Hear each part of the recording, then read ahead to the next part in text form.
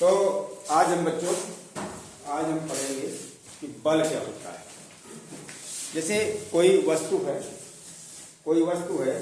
उस वस्तु को या कोई व्यक्ति है। अभी देखो आओ एक लोग आ जाओ।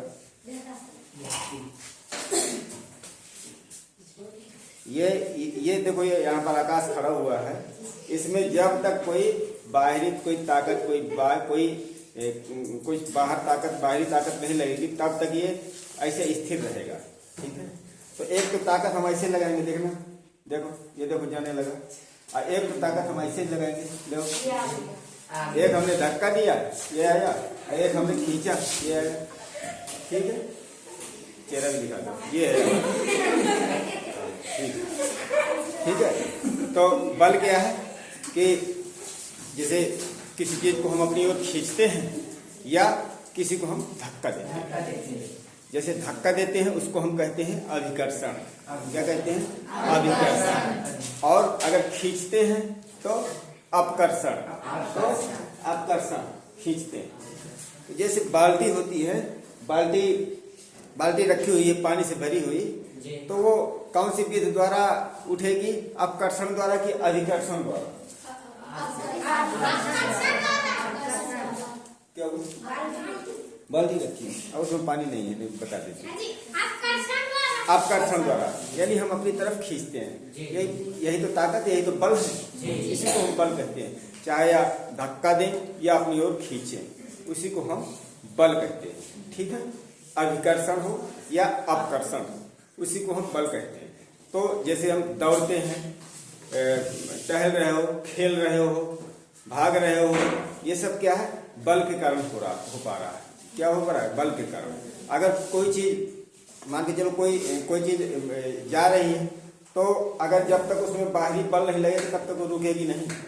या कोई चीज जा रही है धीमी गति से, और जब थोड़ा सा धक्का मार दो यानी अभिकर्षण कर दिया तो तेज हो गई, तेज हो जाएगी। या उसको पकड़ के खींच लिया, अपकर्षण कर दिया तो स्थिर हो गई।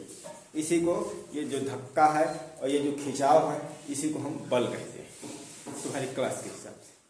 ठीक है, यहाँ पर लिखा भी हुआ है कि अभिकर्षण का मतलब क्या है, अपकर्षण का मतलब क्या है, ये तुम लोग नोट भी कर लेना। और यही हमने परिभाषा लिख दिया है। ठीक है, अब बल में क्या होता है कि बल में परिमाण और दिशा होती है। क्या होती है? परिमाण और दिशा। अब ये परिमाण क्या है? परिमाण क्या है? परिमाण का प्रॉब्लम समस्या ये है कि जैसे मान के चलो कि खाली बाल्टी, अब बाल्टी ही हम तुमको लेंगे,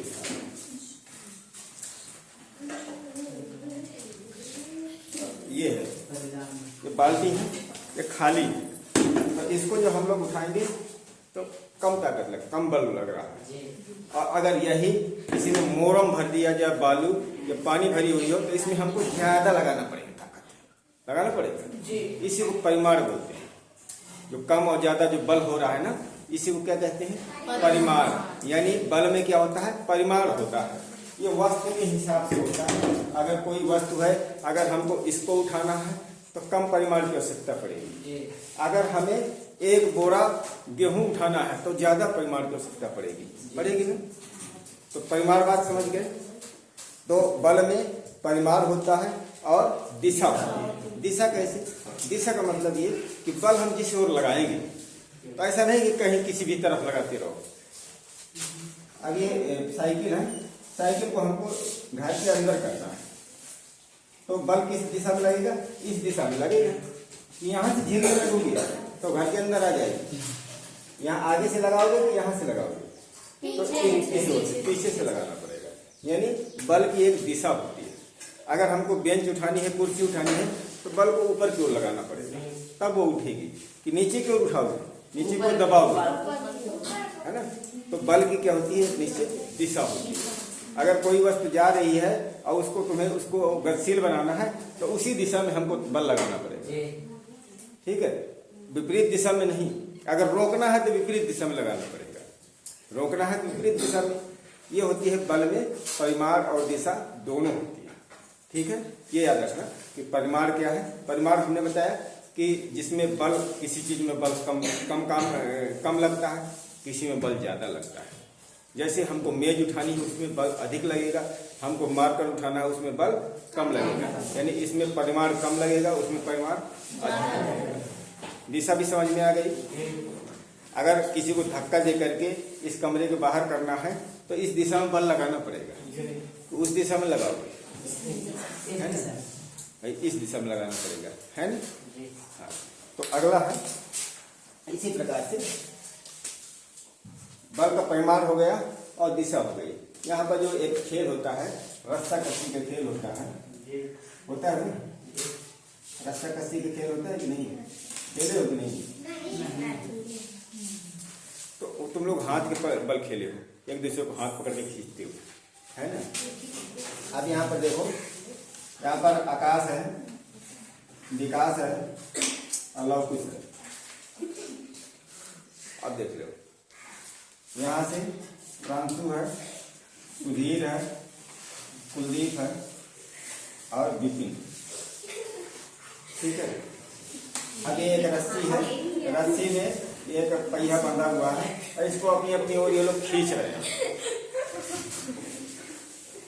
वो अच्छा हुआ लड़कियों को नहीं कहा, ठीक है, कम से कम जो है तुम लोग बच गए, अगले वाले उदाहरण में तुम लोगों का नंबर आएगा।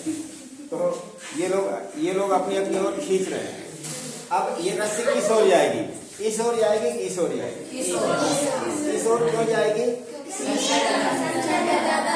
संख्या ज्यादा, यानी बल इधर ज्यादा लगेगा, यानी इधर परिमाण ज्यादा है ना, और इधर परिमाण है। तो यही परिमाण देखने के लिए, परिमाण और दिशा के लिए हमने यहाँ पर बना रखे थे।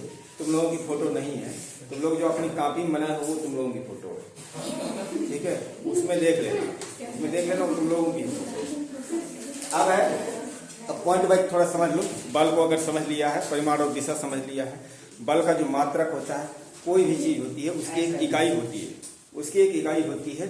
जैसे यहाँ से लखनऊ कितना दूर है, इस चीज की भी इकाई है कि हम कौन सी इकाई के द्वारा हम बताएंगे, किलोमीटर के द्वारा बताएंगे, है ना, कि इतने किलोमीटर दूर है, 150 किलोमीटर दूर है, तो किलोमीटर के माध्यम से बताएंगे। इसी प्रकार से गेहूं अगर रखे हुए हैं किसी बोरे में, कितना तौल करके बता देंगे, ज्यादा है किलोग्राम में बताएंगे, कम है तो किलो के हिसाब से बता देंगे, और कम है तो ग्राम के हिसाब से बता देंगे। इसी प्रकार से बल की भी इकाई होती है। बल की इकाई जो होती है यानी मात्रक, बल का जो मात्रक होता है वो होता है न्यूटन। क्या होता है? न्यूटन। यानी बल, कितना बल लगा, जैसे यहाँ पर थोड़ी देर के लिए सोचो कि ये वाली जो टीम है ये 10 न्यूटन का बल लगा रही है, 10 न्यूटन। न्यूटन क्या है? बल का मात्रक। ये 10 न्यूटन का बल लगा रहे हैं और ये लगा रहे हैं 7 न्यूटन का, ये 7 न्यूटन का बल लगा रहे हैं ये वाली टीम, ठीक है, 7 न्यूटन का बल लगा रहे हैं। तो इसमें परिमाण ज्यादा है, इसमें परिमाण कम है। अब इसमें बल लग कितना रहा है इस काम में, ये जो काम हो रहा है इसमें कितना लग रहा है, तो दोनों को हम घटा देंगे तो जितना घटाने पर जितना आएगा उतना लग रहा है। 10 न्यूटन ये लगा रहे हैं, 7 न्यूटन ये लगा रहे हैं, लेकिन 10 और 7 को हम घटाएंगे तो कितना आएगा? 3 न्यूटन। इकाई सहित बोला 3 न्यूटन, तो इसमें 3 न्यूटन का बल लग रहा है, ठीक है। अगर दो बल विपरीत दिशा में, तो विपरीत दिशा में बल लग रहे हैं, वो वहां की झीकत वो वहां की झीकत, तो जितना लग रहा है दोनों बलों के अंतर के बराबर बल लगता है, ठीक है। ये नहीं हम कहेंगे कि 17 न्यूटन हो गया, 17 न्यूटन नहीं हुआ, इसमें केवल 3 न्यूटन का बल लग रहा है। क्यों?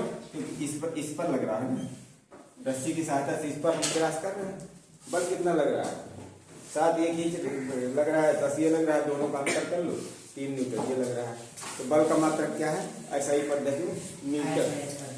देखो यहाँ पर हमने लिख दिया है, किसी वस्तु पर जो बल विपरीत दिशा में कार्य करते हैं तो इस पर लगने वाला बल दोनों बलों के अंतर के बराबर होता है। दोनों बलों को घटा दो, जितना आएगा वो उतना बल लगेगा, ठीक है। दूसरा है, एक बल दूसरे से बड़ा या छोटा हो सकता है, बिल्कुल बड़ा या छोटा हो सकता है। कोई बल ज्यादा होगा, कोई बल कम होगा, ठीक है। बाल्टी को उठाना है तो बल थोड़ा कम लगेगा, और ड्राम उठानी है बड़ी, उसमें ज्यादा लगेगा, बल कम ज्यादा हो सकता है। बल की प्रबलता प्रायः परिमाण में नापी जाती है। परिमाण में हमने बताया कि कितना परिमाण है, परिमाण कम किसमें लग रहा है, किसमें ज्यादा लग रहा है, तीसरा, यदि बल की दिशा या परिमाण में परिवर्तन हो जाए तो इसका प्रभाव भी बदल जाता है। या अगर दिशा बदल दी जाए, अगर दिशा बदल दी जाए, जैसे किसी चीज को धक्का देना है, हमको किसी चीज को धक्का देना है, यहाँ पे देखो चलिए, यदि बल की दिशा या परिमाण में परिवर्तन हो जाए, अगर दिशा बदल दी जाए, अगर दिशा बदल दिया जाए, कोई चीज वहां को जा रही है और यहाँ को अगर करो तो बल का जो प्रभाव होगा वो परिवर्तित हो जाएगा, बल यानी बदल जाएगा। ठीक है। अगला है, बल वस्तु की गति की अवस्था में परिवर्तन कर सकता है। कोई चीज गतिशील है, अगर उसमें कोई बाह्य बल लगा है तो धीमी हो जाएगी। अगर धीमी करने के लिए लगाए, अगर तेज करने के लिए लगाए, धक्का दे रहे हैं, तो वो जो है उसमें और गतिशील और गति उसकी बढ़ जाएगी। अगला है, बल से वस्तु की चाल बदल जाती है। बिल्कुल चाल बदल जाती है। अब हम धीमे धीमे चले जा रहे हैं, किसी ने हमको धक्का दे दिया तो हम तेजी से निकल गए, हो जाएगा।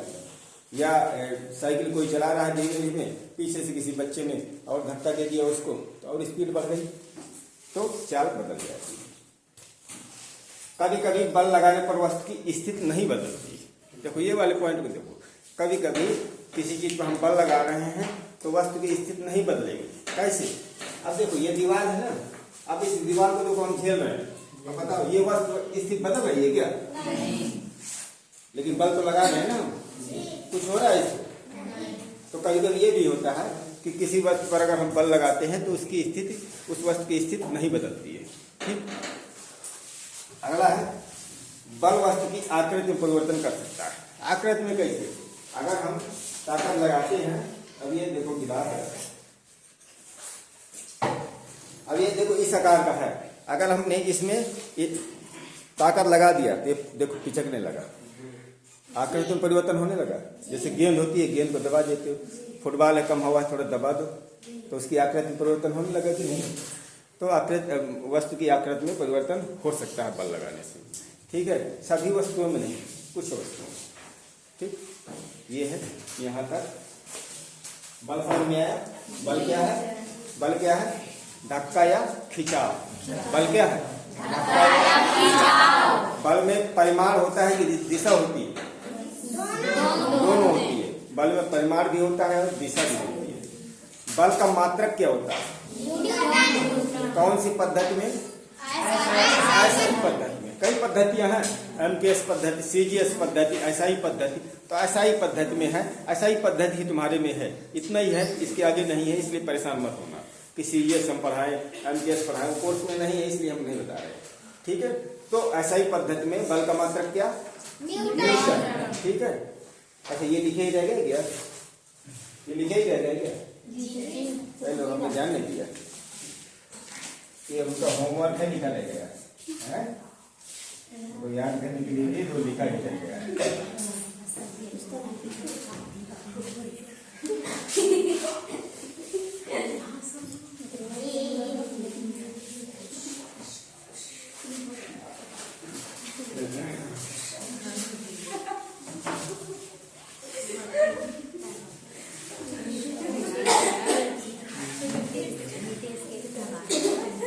अब चलो भाई कुछ कार्य बताते हैं, इसमें बताना कि अधिकर्षण लग रहा है कि अपकर्षण लग रहा है। जी।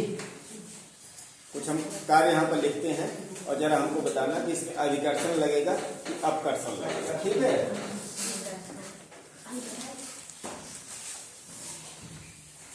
मेज पर रखी पुस्तक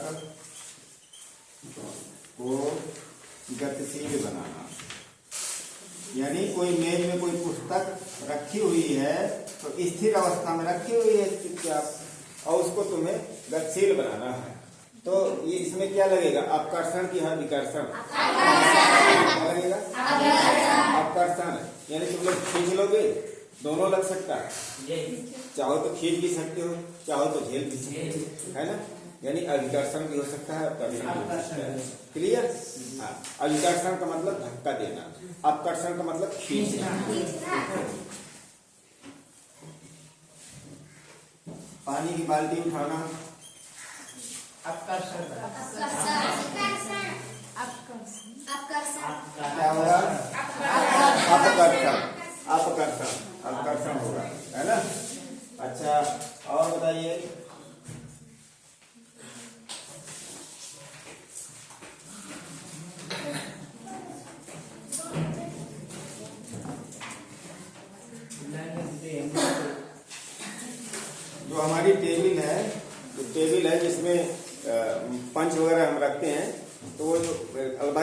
किसी? जी सर। उसको तुम लोग खोलते हो ना, तो जो मेज की दराज है, जी, मेज की दराज को खोलना, दराज को खोलना। बताओ भाई, आकर्षण है कि क्या है? आकर्षण है। अब आकर्षण और अभिकर्षण समझ में आया? जी। अभिकर्षण का मतलब धक्का देना, अपकर्षण का मतलब, और ये अभिकर्षण और अपकर्षण क्या है? बल है। क्या है? किसी वस्तु को धक्का देना या किसी वस्तु को खींचना, इसी को बल कहते हैं। तो हम लोग जितनी भी क्रियाएं करते हैं, जो भी जैसे एक्टिविटी होती है, दौड़ने की, खेलने की, उठने की, बैठने की, ये सब क्या है? बल के कारण ही होती है, बल के कारण होती है। ठीक है ना? बल के बिना बल के कारण नहीं होगी। बल के प्रकार अगली बार बताए जाएंगे, यहाँ तक नोट कर लो। इसके बाद अगली क्लास कल होगी।